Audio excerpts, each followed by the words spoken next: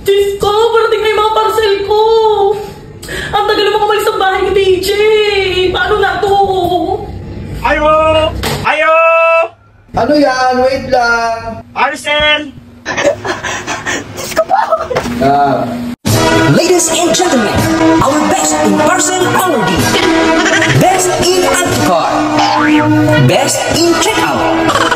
O diba, walang paglagyan ng saya habang naguhukot sa mga urunginan eh. Ikaw ba naman na maging valedictorian sa pag-checkout ay ewan ko na lang. Tipong wala kang titigil hanggat hindi na ako komatosan eh. Dahil nga nagsunod-sunod ang dating ng aking mga parcel ay kailangan natin magsipag-sipagan. O baka isipin nga ng iba dyan ipagkakaluho ko naman han eh. Ngayon pa nga lang ay sinasabi ko na sa inyo ay hindi hugay nyo. Ganiri ho iyon ay syempre update na tayo sa Shopee at sa TikTok ay kailangan natin gumawa ng paraan. Gigilos ba? Ay kumbaga sa business ay kailangan maglabas ng puhunan. Abay wala naman yung mayaman na nakatulala. Abay syempre kung may pangarap ka isasabayan mo rin ang sipag at tiyaga. Hindi naman pwedeng puro pangarap lamang tapos mag-expect ka na matutupad ang lahat ng mga ito. Ano ka, sinaswerte? Hari naman wag ganyan. Matuto tayong lumaban ng patasan eh. Tandaan, ang naiinggit o nanlalamang sa kapwa ay walang patutunguhan. Hindi nga pare-parehas ang kapalaran ng ating buhay at kung pinanghihinaan ka nga ng loob ay ilabas mo iyan. Wag sa luo. Charot lang.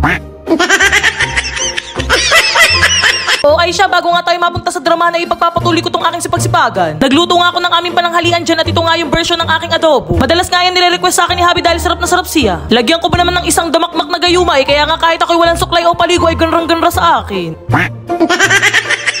Ay ipagyayabang ko nga sa inyo itong aking bagong condiments bottle. Kaya ko nga naman pinalitan yung dati namin ginagamit mas okay nga ito. Pipisain mo nga lang at lalabas na agad, di ba? Napakadali. Ito namang bago kong lagay ng toyo, pati suka at mantika ay automatic na nga nagko-close at open ang mga cover nito. Meron nga makapal na silicone ring yung takip neto kaya sigurado kung hindi maglilik ang mga ilalagay nyo. 4 na piraso na nga itong binili ko, saktong-sakto na paglalagyan ko ng toyo, pati suka at mantika na palagi namin ginagamit sa pagluluto. Ay bang gandahan eh. Huwag ka na magpatumpik-tumpik pa. Check out na!